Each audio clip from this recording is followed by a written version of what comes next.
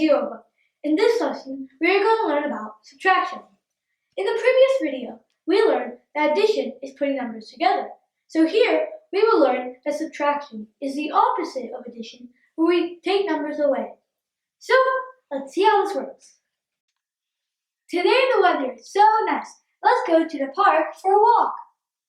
Wow, do you see the birds sitting on that tree? Can you count and tell me how many birds are on that tree? 1, 2, 3, 4, and 5. So there are 5 birds sitting on that tree. Oh no, look! 2 of them flew away. Can you count and tell me how many birds are still remaining on that tree?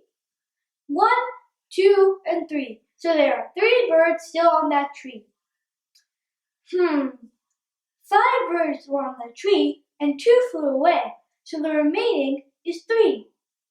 To show us using numbers, we can write 5 minus 2 equals 3. Notice the sign between the numbers? It's called a minus sign.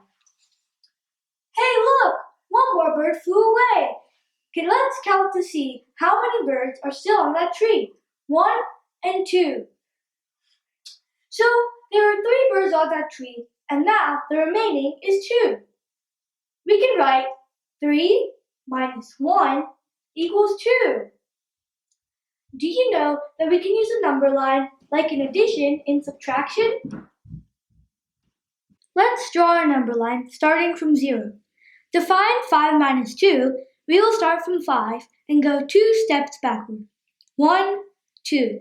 So 5 minus 2 equals 3.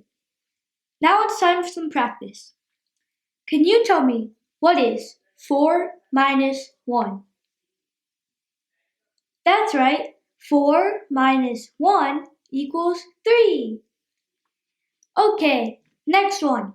What is 6 minus 2? So, what did you get? 4, right? 6 minus 2 equals 4. Wow, you are getting good at it. Last one. What is 9 minus 3? 6. So 9 minus 3 equals 6. Well, if you want to practice some more, then ask your parents to download and print the free worksheets from www.eduova.com.